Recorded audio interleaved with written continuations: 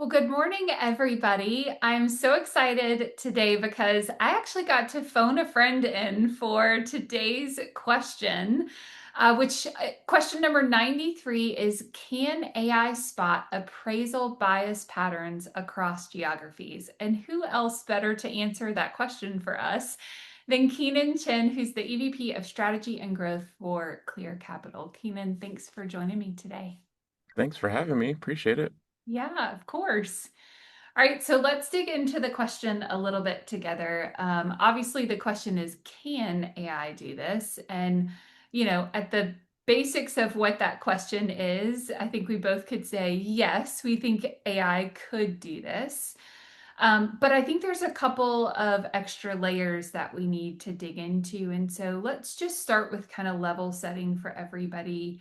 When we think about bias in reference to AI, especially, can you help us to just, level set how you consider bias in reference to AI? Yeah, for sure. I mean, there's a lot of different we use the word bias to mean a lot of different things. And I think when it comes to AI, it's probably helpful to put it uh, into more of the statistical definition of bias, right? Whereas, is there something other than the data or something that's not that is an influence on the data, but shouldn't really be considered, if you will, Yeah, that's adding, that's influencing the results to be skewed in a certain direction. yeah, And that could mean, just the simplest form of that would be, is there something that's causing the appraisal value to um, to meet the contract price more often than it should, without considering the data in that local market, right? That's one example. And there's others as well, but that's how I would think about it in this context. the other layer to this, obviously, is the GSEs have been really leaning into how do we try to eliminate appraisal bias and really leaning into it from the perspective of like what can we do from a data perspective? How do we better understand what this looks like and how do we better create solutions for the industry? And so there's been a lot of discussion around the new UAD rollout. So I'd love to just kind of dig into that piece in context to this question. So, how do you think the GSEs are going to be watching for this? As this new rollout comes into play, I think it's 2026 now that they've, said it's going to be rolling out. So, as that comes into play, what should lenders be looking for?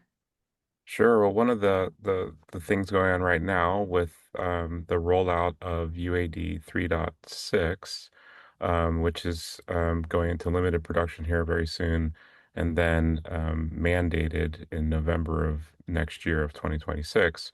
That is a much more robust data standard that is much more granular in how it is capturing information about the property.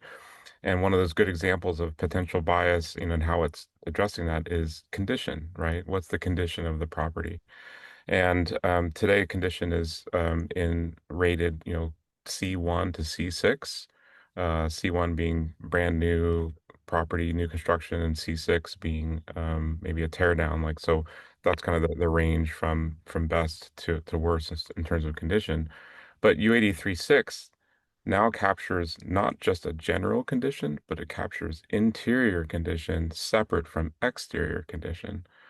And the hope there is that if it's more granular, there's less room for potential, you know, bias to enter the equation because it causes a much more precise observation of it. One of the things that's challenging, I think, with condition ratings is that some people think about condition relative to their local market, Hmm. and other people are applying condition rating in terms of an absolute mapping of condition to a definition. Hmm. And those can give you very different results, right? Like what's good for my neighborhood versus what is in good condition, period, on an absolute scale.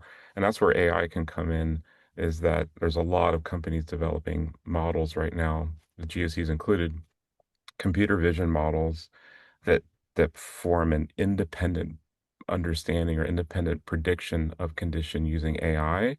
so that there's something as a benchmark to gauge against what's in the appraisal. Thank you, Keenan, for sharing some insights with us today, and thanks for allowing me to phone a friend on this. Everybody, if this has been valuable, share it with your friends, and we'll see you guys right back here tomorrow. Have a great afternoon, everybody.